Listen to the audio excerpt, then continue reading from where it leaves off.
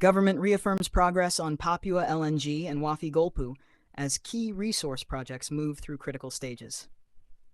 By Red Alert Team Port Moresby, 25th of January 2026, the Papua New Guinea Government has confirmed that the nation's two largest resource developments, the Papua LNG Project and the Wafi-Golpu Gold and Copper Project, remain active and are advancing through important technical, regulatory, and commercial processes, countering ongoing public claims that the projects had stalled. Prime Minister James Marape said both projects continue to anchor PNG's long-term economic development plans and future export earnings.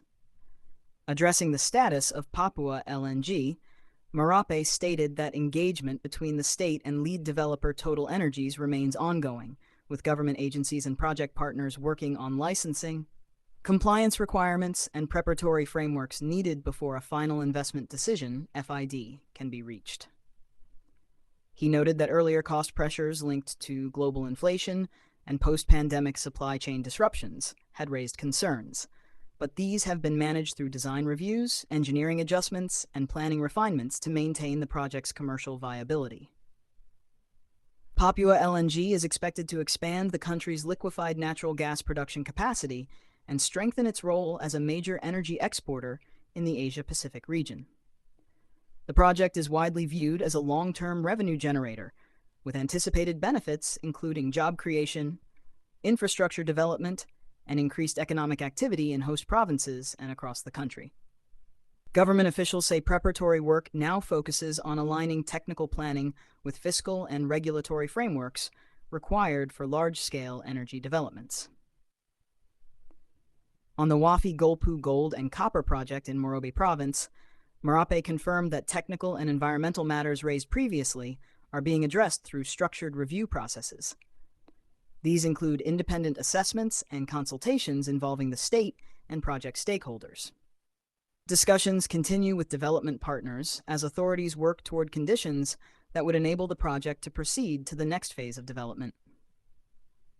The government has reiterated its intention to retain a 30% equity interest in Wafi-Golpu, reflecting a broader policy approach aimed at strengthening state participation in major resource ventures. Marape said this strategy is designed to ensure Papua New Guinea captures a greater share of long-term project returns while maintaining investor confidence and project stability.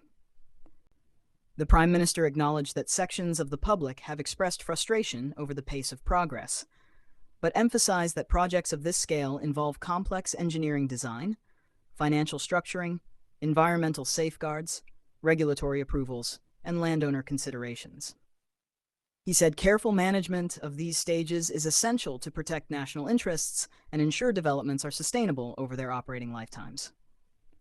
Both projects are considered central to PNG's medium to long-term economic outlook.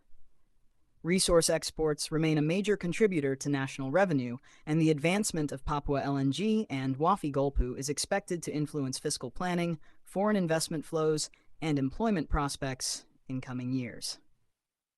Industry observers continue to monitor progress toward FID and development approvals as key indicators of the sector's trajectory.